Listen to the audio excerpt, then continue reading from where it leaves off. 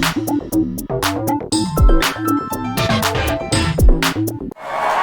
pessoal, beleza? Bom, hoje vamos estar escrevendo fórmulas eletrônicas de compostos moleculares. Para a gente vai ser de muito valor, de muita importância, olhar para essas fórmulas eletrônicas, porque elas vão estar mostrando para a gente propriedades que esses compostos apresentam.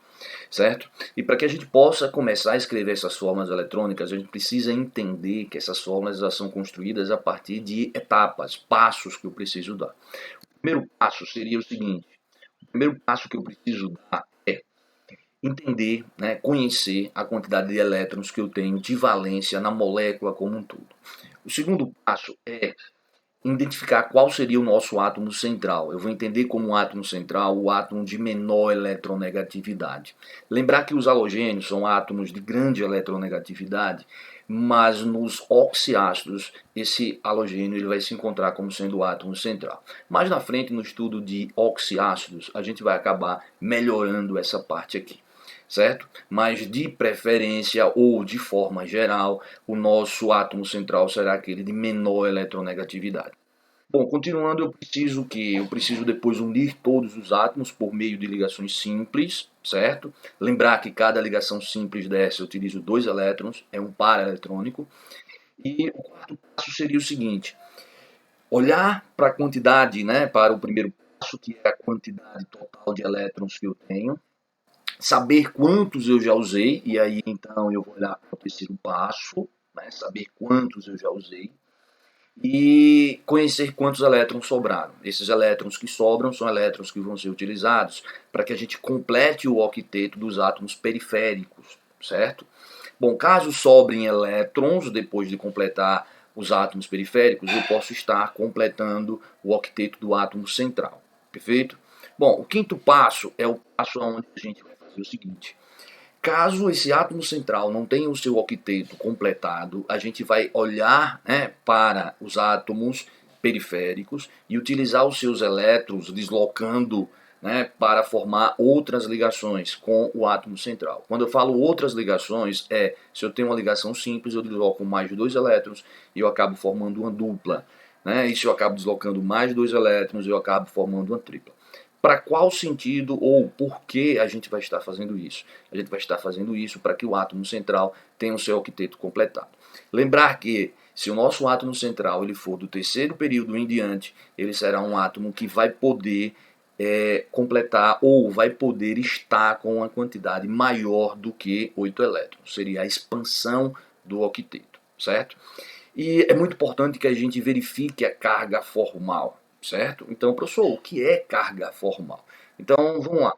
O que eu entendo como carga formal é algo que nem todo livro do ensino médio está trazendo para a gente, mas é algo simples, né? É algo fácil e é algo que vai dar uma segurança enorme para a gente na construção dessas fórmulas, principalmente para aquelas fórmulas que não atendem à teoria do octeto. Então, eu vou entender como sendo carga formal. Primeiro conceito. Então, qual seria o conceito? O conceito é o seguinte: a carga formal ela vai trabalhar com um número que vai estar traduzindo para a gente se aquele átomo está compartilhando perfeitamente os elétrons, né? Visto que uma ligação covalente ela trabalha com o conceito de compartilhamento de elétrons. Então, é mais ou menos assim. Quando a gente tem átomos que estão compartilhando, esses átomos eles não vão adquirir uma carga positiva ou uma carga negativa. Isso por quê? Porque eles não vão estar ganhando ou também não vão estar perdendo elétrons. Então a carga que eles teriam seria zero. Então quando eu faço esse cálculozinho de carga formal, eu estou esperando encontrar valores que sejam iguais a zero. O que são valores iguais a zero? São valores que me indicam que estão ocorrendo compartilhamentos, certo? Então, como é que eu posso fazer para calcular essa carga formal? Então, a carga formal ela é para a gente a quantidade de elétrons no vizinho, que representa para a gente a quantidade de elétrons que eu tenho num átomo livre inicialmente. Então, lembrar átomos da família 6A, 6 elétrons. Então, a valência aqui para a gente, o V seria 6. 7A, 7 elétrons. Então, o V para mim corresponde a um número igual a 7. E aí eu vou fazer o seguinte: eu vou subtrair esse número da soma de 2 outros números. Esses números são indicados aqui na fórmula como sendo L e S. O L para a gente é a quantidade de elétrons presente nos pares isolados, não ligantes, do átomo na estrutura. Então veja só, quando eu montar a estrutura, vão sobrar elétrons. Os elétrons que sobram e que não estão formando ligação, vai ser para a gente o L. Certo? E o S? O S é a quantidade da gente de elétrons que estão sendo compartilhados pelos átomos, certo? Bom, parece algo bem complicado, mas vocês vão perceber que na prática isso vai ser de uma simplicidade muito grande e de uma funcionalidade muito grande também. Para a gente fazer esse cálculo de carga formal, ele mostra para a gente se a gente construiu certo ou se a gente construiu errado nossa fórmula estrutural, certo? Bom, então, vamos ver isso aqui na prática, como é que funcionaria isso aqui na prática para a gente.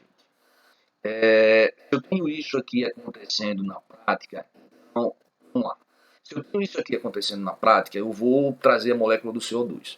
Bom, nesse momento, o que acontece? A gente está pretendendo aqui fazer uma discussão maior, uma discussão onde a gente quer ter um domínio assim de conseguir, né, pegar um papel e escrever de qualquer forma. É claro que quando eu chego aqui, eu já estudei um pouco de química, eu já vi a molécula do CO2, eu consigo fazer de uma forma prática, rápida, lembrando que o carbono da família 4A, ele forma 4 ligações, o oxigênio da família 6A, ele forma 2 ligações, assim como eu falei na aula anterior. Mas eu vou partir dessa molécula, que até mesmo eu já sei montar de uma forma simples, para que a gente possa conseguir dar passos e daqui a pouco a gente começar a olhar para moléculas que a gente ainda não conhece, não se deparou ainda, certo? Então é só uma questão de didática mesmo. Mas eu conseguiria montar sim essa fórmula do CO2 de uma maneira bem simples. Mas enfim, o que é que eu faço? Lembra daqueles passos? Foram 5 passos. Então como é que eu devo fazer com esses 5 passos? Primeiro passo, ele diz para mim o quê? Que eu preciso conhecer o total de elétrons que a molécula tem. E aí eu vou fazer o seguinte, vou lembrar que o carbono 4A tem 4 elétrons e cada oxigênio da família 6A tem 6 elétrons. No total eu vou ter uma quantidade de 16 elétrons. O segundo passo para mim é reconhecer o átomo central, que seria o átomo de menor eletronegatividade. Nesse caso, o carbono é para mim o átomo de menor eletronegatividade. O terceiro passo, então, diz para quê? Diz que eu preciso unir os átomos por meio de ligações simples. E aí eu fiz isso. E o quarto passo diz para mim completar o octeto dos átomos periféricos com os elétrons que restam. Então, quantos elétrons restam? Quantos elétrons restam? Então, vejam, tem 16 elétrons aqui no total, e cada ligação dessa aqui eu acabei utilizando 2 elétrons. Então, 2 elétrons com mais 2 foram utilizados 4 elétrons. Se foram utilizados 4 elétrons, então eu vou ter um total de 12 elétrons. E aí eu tenho 12 elétrons para distribuir. Cada oxigênio desse já tem 2 ou 2 elétrons. Né? Já fez uma ligação e já tem 2 elétrons. Então eu faço o seguinte, mais 2 elétrons fico com 4, com mais 2 elétrons fico com 6, com mais 2 elétrons fico com 8. E aí eu paro por aí. Por quê? Porque o nosso oxigênio ele já conseguiu atingir os 8 elétrons. Né? Lembrando que eu vou trabalhar com a teoria do octeto. Isso eu faço com o outro. O outro oxigênio ele já tinha 2 elétrons, com mais 2 que eu acabei de colocar 4, com mais 2, 6, com mais 2, 8. Pronto, então já completei o octeto dos átomos periféricos e já utilizei os meus 12 elétrons que restavam, 6 para o oxigênio e mais 6 para o outro oxigênio. Só que eu vou perceber que o carbono aqui ele não completou o seu octeto, ele tem 2 e tem mais 2 que são os elétrons da ligação. Então ele vai ter um total de 4 elétrons. E aí, o que é que diz o passo seguinte? Diz que eu preciso deslocar elétrons que eu tenho aqui, nos átomos periféricos, para formar outras ligações e passando a ter, nesse momento, duplas e triplas, para que eu possa, então, fazer com que o átomo central ele consiga chegar também no seu octeto. E eu vou fazer isso de qual maneira? Eu vou pegar 2 elétrons aqui, e vou agora montar uma ligação. E vou pegar 2 elétrons aqui e montar uma outra ligação. E aí vocês percebem que nesse instante eu vou ter o carbono, sim, com 2, 4, 6, 8 elétrons. E cada oxigênio vai apresentar 2, 4, 6, 8. O outro oxigênio não é diferente. 2, 4, 6, 8. Pronto, montei a minha molécula. É claro que, como eu acabei de falar para vocês, eu não estou aqui tentando mostrar a forma mais simples, principalmente para essa molécula do CO2, que é uma molécula que a gente já conhece. Eu estou tentando, a partir de uma molécula que a gente conhece, que a gente já consegue fazer de uma forma prática, entender uma forma que não seria tão complexa, mas uma forma que acaba tendo etapas e que a gente vai estar utilizando em situações que seriam difíceis, certo? Bom, então é isso. Entendido?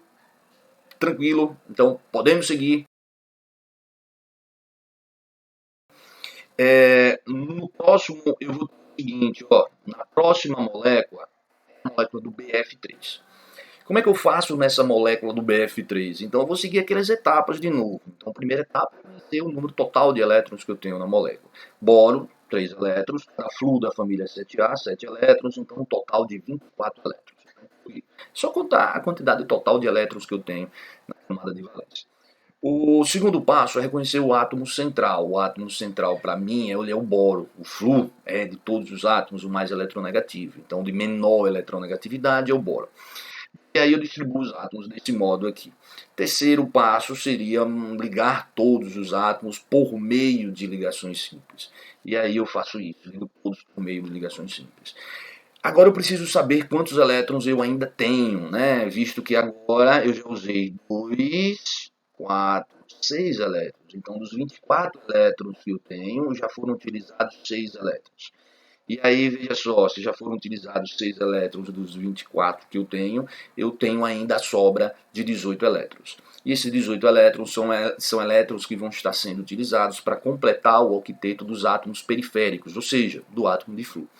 E aí eu faço isso, ó. Cada Flu já tem 2 elétrons eu estou falando de quem? Dos elétrons da ligação, e aí eu preciso para cada átomo de Flu estar acrescentando, já tem 2 elétrons, eu coloco mais 2, 4, mais 2, 6, mais 2, 8. O outro átomo de Flu já tem 2 da ligação, e aí eu coloco mais 2, 4, 6, 8. O outro átomo de Flu, 2 elétrons da ligação, 4, 6, 8. Pronto, e aí eu montei a fórmula do BF3. O que me diz o passo seguinte? O passo seguinte me diz o seguinte, me diz que eu preciso deslocar elétrons caso necessário seja, né? Então acabei usando os 18 elétrons, ó, não tenho mais elétron nenhum sobrando aqui, todos os 18 que eu tinha sobrando, eles foram utilizados para completar o octeto do Flu. Mas o passo seguinte me diz que eu desloco elétrons caso necessário, para quê? Para que eu possa fazer com que o átomo central atinja o seu octeto. Perceba que o átomo central é o átomo de boro. O átomo de boro ele tem 6 elétrons, ele não completou o seu octeto. Na fórmula do CO2, né, por ser o nosso primeiro exemplo, eu tentei não aplicar o conceito de carga formal. Isso por quê? Para que eu pudesse estar introduzindo essa forma de pensar, esses passos, né? E aí me preocupando com esses passos. Mas seria muito importante em todas as moléculas vocês encontrarem a carga formal. E a gente está buscando, né, valores de carga formal que sejam iguais a zero. Isso indica para mim um compartilhamento de elétrons, o perfeito compartilhamento de elétrons. Então, como é que seria essa carga formal? Ó, a formal, só lembrando, ela é para mim um número de elétrons de valência menos uma sominha que vai ser o seguinte, ó, os elétrons, né, que sobram, né, sem sofrer ligação, mais a metade daqueles que estão, né, participando da ligação. Então, ó, vamos tentar fazer isso aqui para a gente entender. Se eu vou aplicar esse cálculozinho que é muito simples para o boro, eu vou perceber que ele é da família 3A, então ele tem 3 elétrons na última camada. E aí eu somo a quantidade de elétrons que sobram para o boro, perceba que o boro não tem elétron nenhum sobrando, mais, né, a metade dos elétrons que estão fazendo parte da ligação. Ou seja, eu pego os elétrons que o boro tem dentro da ligação, então aqui ó, 2, 4, 6, e divido por 2. Faço esse cálculozinho e encontro uma carga formal igual a zero. O que é que eu entendo por carga formal igual a zero? Perfeito. Né? Então os átomos estão compartilhando perfeitamente elétrons. O que diz uma ligação covalente? É isso que eu estou buscando. É justamente o valor igual a zero para a carga formal para os átomos que me diz então que está ocorrendo um compartilhamento. Ou seja, que me diz então que está ocorrendo um perfeito compartilhamento. Ou seja, a minha fórmula estrutural ela foi escrita de forma correta. Se eu faço isso para um átomo de Flu, então aplicando ó, Flu da 7A, então ele é da 7A, ele tem 7 elétrons, menos os elétrons que sobram do átomo de Flu, sobraram 2, 4, 6. E aí eu pego os elétrons da ligação, que só são 2 elétrons da ligação, e divido por 2. Ou seja, aqui, ó, 2 dividido por 2, eu tenho metade dos elétrons que participam da ligação. Se eu faço esse cálculo, eu também tenho igual a zero. Bom, é claro que para os outros átomos de Flu, eu também vou ter o mesmo valor igual a zero. Então, isso me indica que se todos os átomos possuem valores iguais a zero, então isso me indica que a minha fórmula ela está perfeitamente representada. Então perceba que seguir aqueles passos com o passo final, que é o cálculo da carga formal, ele me dá um perfeito entendimento, ou me mostra de forma correta a fórmula eletrônica do nosso composto.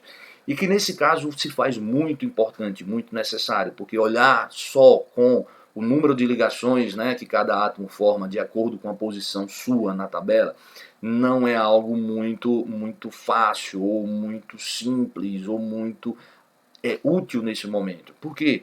Porque a gente tem situações como essa. Essa situação é uma situação onde a gente não tem obediência à teoria do octeto. Certo? Então, o uso da carga formal como último passo, ele vai ser muito importante, principalmente também para aquelas estruturas que não seguem a teoria do octeto, para aquelas exceções da teoria do octeto. Continuando, o ácido sulfúrico. Então, passos. Então, o primeiro passo seria fazer o seguinte, conhecer a quantidade total de elétrons. Então, ó, vou ser um pouco mais rápido. Então, hidrogênio 1, enxofre 6, cada oxigênio também 6, um total de 32 elétrons. O que eu faço no segundo passo? No segundo passo, eu preciso reconhecer o átomo central. O átomo central é o átomo de enxofre, certo? Ele é para a gente o átomo de menor eletronegatividade. Professor, peraí, o hidrogênio ele tem uma eletronegatividade menor. Pessoal, para a gente o hidrogênio nunca vai ser o elemento central, o átomo central. Então o hidrogênio sempre vai ficar na extremidade. A razão é bem simples, ele só tem um único elétron. Mas enfim, já reconheci o átomo central. É o outro passo que eu faço aí. Então, distribuo os átomos. Distribuo de uma forma que o enxofre fique sendo o átomo central e o hidrogênio ele sempre vai ser um átomo periférico. Bom, depois eu faço o seguinte, eu ligo todos os elementos por meio de ligações simples, certo? E faço aquela continha de saber quantos elétrons ainda restam. Perceba que aqui, ao montar essas ligações todas simples, uma, duas, três, quatro, cinco, seis ligações, em cada ligação tem 2 elétrons, então eu já utilizei 12 elétrons. Dos 32 que eu tinha, sobraram 20 elétrons. Os 20 elétrons agora serão utilizados para quê? Para que a gente possa completar o octeto dos átomos periféricos. E aí eu olho para o oxigênio, percebo que ele já fez 2 ligações, eu coloco mais 2 elétrons, né? E com mais 2 elétrons vamos completar então os 8 elétrons. Cada ligação são 2 elétrons, então 2 com mais 2, 4, com mais 2, 6, com mais 2, 8. E aí eu vou fazendo isso para os demais, ó. E vou percebendo que ao distribuir esses elétrons dessa maneira, eu acabei fazendo com que todos os átomos de oxigênio completassem o seu octeto. Perfeito?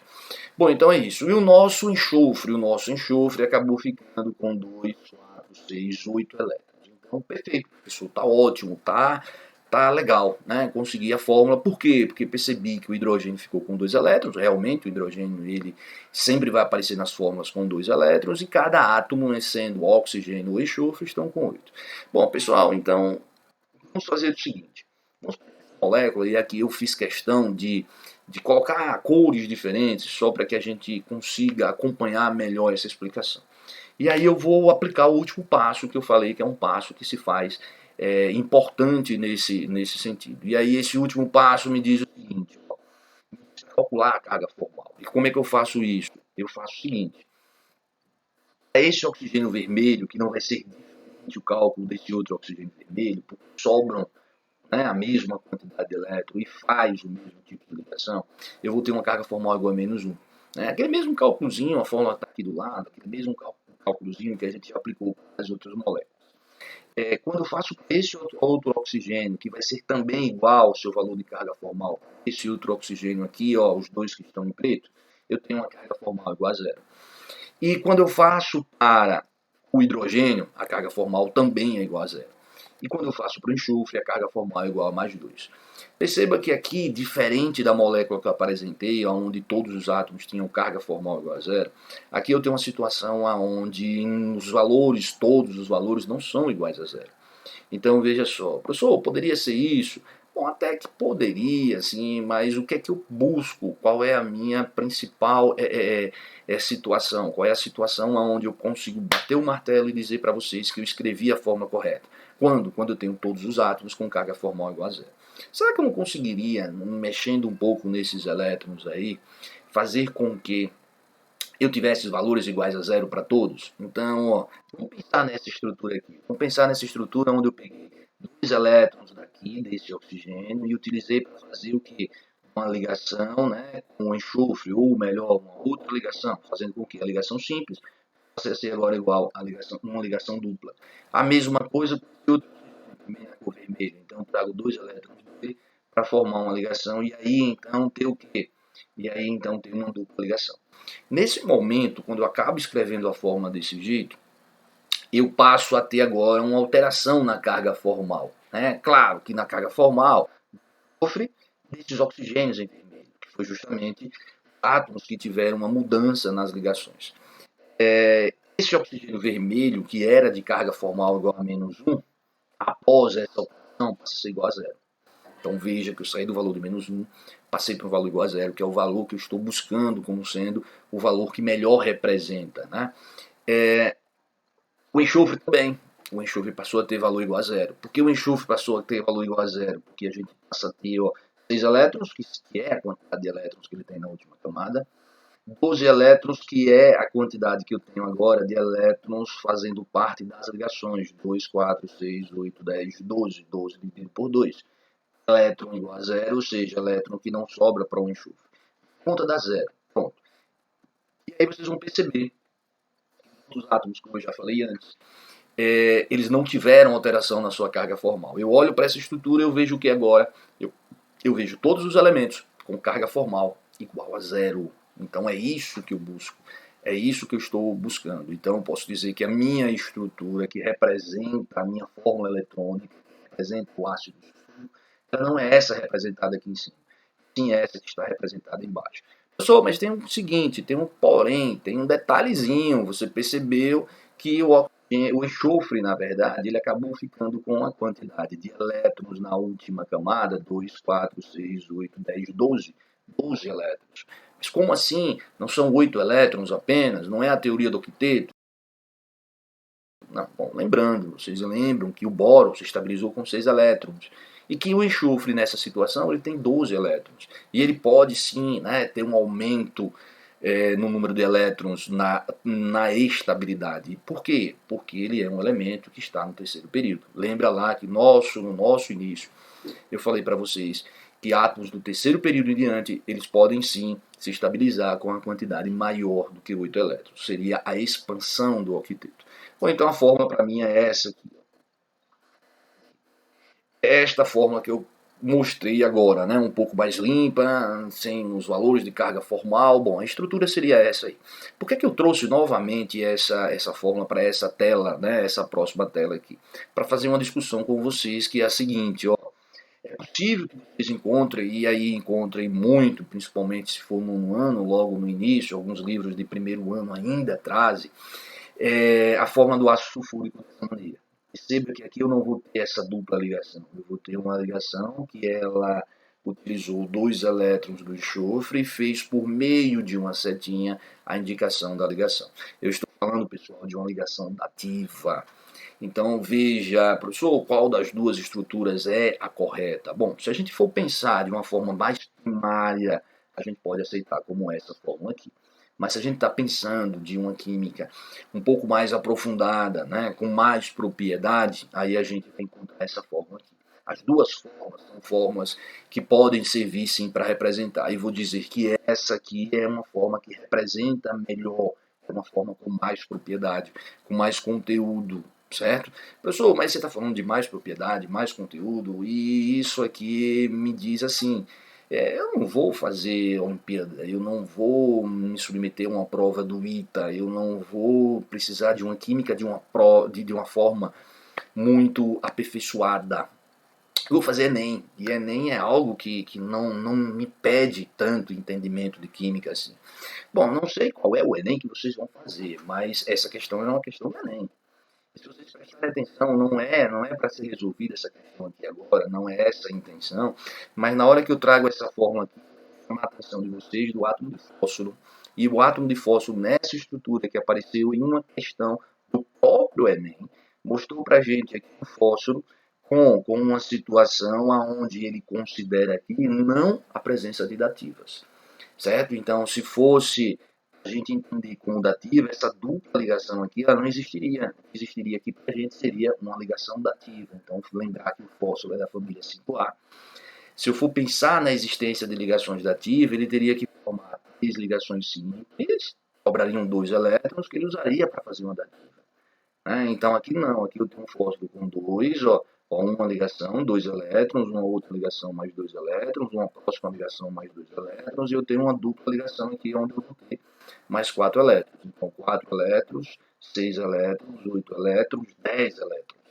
Então isso aqui não atende à teoria do octeto. Uma expansão também pode acontecer com o átomo de fósforo. O que eu quero dizer para vocês aqui é o seguinte: tudo que eu falei hoje aqui não é aplicado apenas a uma prova específica de química. É algo que vocês vão encontrar em uma prova, na nossa principal prova, que é a prova do Enem.